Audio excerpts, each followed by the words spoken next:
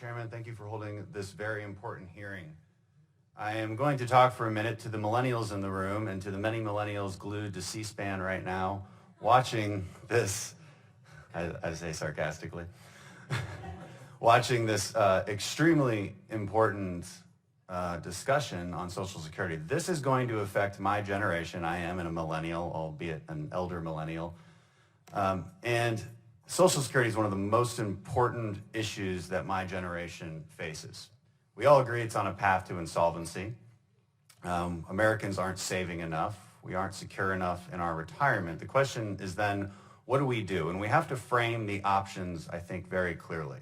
First of all, let's come up with the realization that Social Security is not a retirement program. It is a program meant to keep seniors out of poverty. Originally, its intention. And another thing we should point out is that we actually generally agree on progressive solutions to fix it. But there's two ways to add money into the program in a progressive way. One is through taxation and one is through benefits.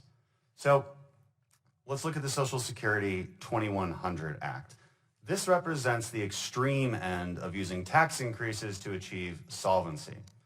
Millennials watching C-SPAN should not be very fond of this idea. What we're effectively doing is we're transferring wealth from the young to the old. It's also the least efficient way to redistribute wealth if our goal is indeed that, and I actually think it is. You're taking money out of people's paychecks when they need it most, when they're trying to start a family, start a business, buy a home, or save for retirement, which I think we all agree is a problem.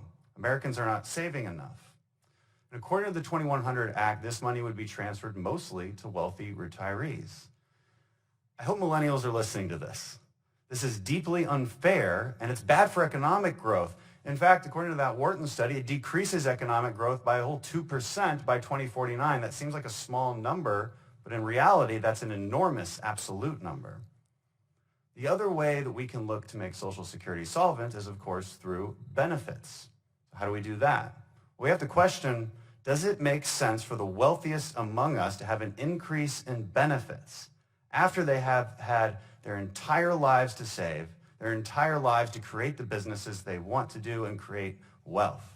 Does that make sense? Or does it make sense to focus on the true purpose of Social Security, which is to keep senior citizens out of poverty and focus on benefit increases for them? If we're going to be progressive about this, it should be in the latter parts of life.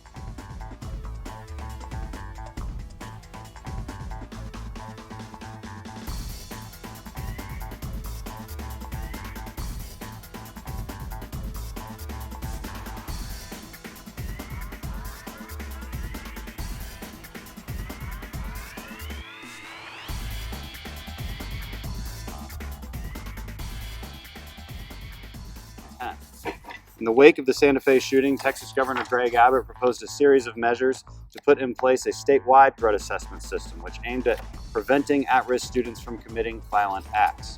The measures also recommended the ways that Texas schools could immediately improve safety, such as reevaluating school entrances and exits and placing law enforcement on school campuses.